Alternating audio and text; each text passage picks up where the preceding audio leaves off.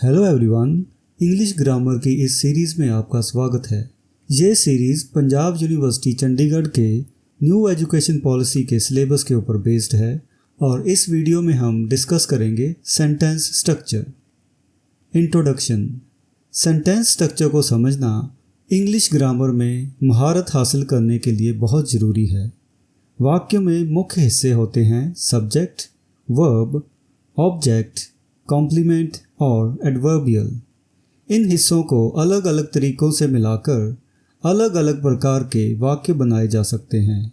इस वीडियो में हम 5 मेन सेंटेंस स्ट्रक्चर और एडवर्बियल की भूमिका के बारे में जानेंगे। Subject verb. इंग्लिश में सबसे आसान सेंटेंस स्ट्रक्चर में एक सब्जेक्ट के बाद एक वर्ब आता है। यह सरल वाक्य बनाने का सबसे सामान्य तरीका है। Examples: the cat sleeps, he runs. इन वाक्यों में द कैट और ही सब्जेक्ट हैं जबकि स्लीप्स और रन्स वर्ब्स हैं। यह सब्जेक्ट वर्ब स्ट्रक्चर बहुत ही आसान और सीधी है। सब्जेक्ट एक प्रोनाउन जैसे आई, ही, दे या एक नाउन फ्रेज जैसे कि the cat, a group of students हो सकता है। वर्ब सब्जेक्ट की क्रिया या अवस्था को बताता है। उदाहरण के लिए बर्ड्स फ्लाई। वाक्य में बर्ड्स सब्जेक्ट है और फ्लाई वर्ब है। Subject verb object. एक अधिक कम्प्लेक्स सेंटेंस स्ट्रक्चर में एक सब्जेक्ट, वर्ब और ऑब्जेक्ट होता है। जब क्रिया का असर किसी चीज़ या व्यक्ति पर पड़ता है तो इस स्ट्रक्चर का उपयोग होता है। Examples: she reads a book, they play cricket. यहाँ शी और दे सब्जेक्ट हैं, रीड्स और प्ले वर्ब्स हैं और अ बुक और क्रिकेट ऑब्जेक्ट्स हैं। ऑब्जेक्ट वह चीज़ है जिस पर क्रिया का असर होता है। सब्जेक्ट और ऑब्जेक्ट एक प्रोनाउन या एक नाउन फ्रेज हो सकते हैं। उदाहरण के लिए शी लव्स हिम में दोनों सब्जेक्ट और ऑब्जेक्ट के लिए प्रोनाउन का उपयोग किया गया है, जबकि the teacher praised the student में नाउन फ्रेजेस का उपयोग किया गया है। Subject verb complement. जब वर्ब को अपने अर्थ को पूरा करने के लिए कुछ और जानकारी की ज़रूरत होती है तो सब्जेक्ट वर्ब कॉम्प्लीमेंट स्ट्रक्चर का उपयोग किया जाता है। कॉम्प्लीमेंट एक एडजेक्टिव या एक नाउन फ्रेज हो सकता है। Examples: the book is interesting, he became a doctor. इन वाक्यों में द बुक और ही सब्जेक्ट हैं, इज़ और बिकेम वर्ब्स हैं और इंटरेस्टिंग और अ डॉक्टर कॉम्प्लीमेंट्स हैं। कॉम्प्लीमेंट सब्जेक्ट के बारे में अधिक जानकारी देता है। कॉम्प्लीमेंट अक्सर बी क्रिया के बाद आता है, लेकिन यह appear, become, get, feel, look, seem, stay या साउंड जैसी क्रियाओं के बाद भी आ सकता है। उदाहरण के लिए शी सीम्स हैप्पी वाक्य में शी सब्जेक्ट है, सीम्स वर्ब है और हैप्पी कॉम्प्लीमेंट है। Subject verb adverbial. इस स्ट्रक्चर में एडवर्बियल वर्ब द्वारा दर्शाई क्रिया या अवस्था के बारे में अधिक जानकारी देता है। एडवर्बियल एक प्रेपोजिशनल फ्रेज या एक एडवर्ब हो सकता है। Examples: She sings beautifully. They live in the city.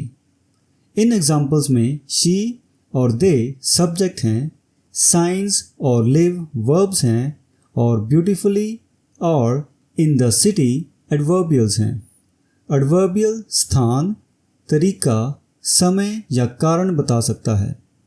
adverbials वाक्य के अलग अलग हिस्सों में आ सकते हैं। उदाहरण के लिए Quickly she ran to the store। इस सेंटेंस में एडवर्बियल शुरुआत में आता है। Subject verb object object. कुछ वर्ब्स के बाद 2 ऑब्जेक्ट्स हो सकते हैं, एक डायरेक्ट ऑब्जेक्ट और एक इनडायरेक्ट ऑब्जेक्ट। ये स्ट्रक्चर गिव, सेंड, ऑफर और टेल जैसी क्रियाओं के साथ सामान्य है। Examples: she gave him a gift, They sent us a letter। In sentences में she और they सब्जेक्ट हैं, gave और sent verbs हैं, हिम और अस इनडायरेक्ट ऑब्जेक्ट्स हैं और अ गिफ्ट और अ लेटर डायरेक्ट ऑब्जेक्ट्स हैं। इनडायरेक्ट ऑब्जेक्ट आमतौर पर डायरेक्ट ऑब्जेक्ट से पहले आता है और बताता है कि क्रिया किसके लिए की गई है।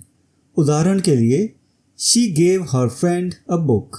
इस सेंटेंस में हर फ्रेंड इनडायरेक्ट ऑब्जेक्ट है और अ बुक डायरेक्ट ऑब्जेक्ट है। एडवर्बियल्स। एडवर्बियल्स किसी भी 5 मेन स्ट्रक्चर्स में जोड़े जा सकते हैं ताकि क्रिया या अवस्था के बारे में और ज़्यादा जानकारी दी जा सके।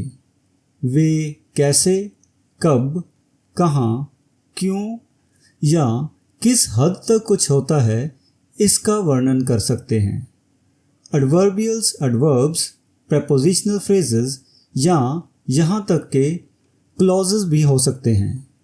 Examples: he runs fast, they arrived yesterday, she is very happy, he lives in a small house, she sang a song beautifully. Adverbials sentences में गहराई और एक्सप्लेनेशन जोड़ते हैं जिससे मीनिंग क्लियर होता है और विशेष बन जाता है। उदाहरण के लिए, शी रैन क्विकली, इस सेंटेंस में एडवर्बियल क्विकली हमें बताता है कि वह कैसे दौड़ी। She ran to the store, इस वाक्य में prepositional phrase to the store हमें यह बताता है कि वो कहाँ तक दौड़ी। एडवर्बियल सेंटेंस के स्टार्टिंग में, मिडल में या एंड में भी रखे जा सकते हैं। यह इस पर डिपेंड करता है कि किस जानकारी पर जोर देना है। जैसे, quickly she ran to the store, she quickly ran to the store and she ran to the store quickly. और इसके साथ ही सेंटेंस स्ट्रक्चर पे ये वीडियो ख़त्म होता है और अगले वीडियो में हम इस चैप्टर से जुड़े हुए एक्सरसाइजेस करेंगे। तब तक के लिए goodbye and thank you.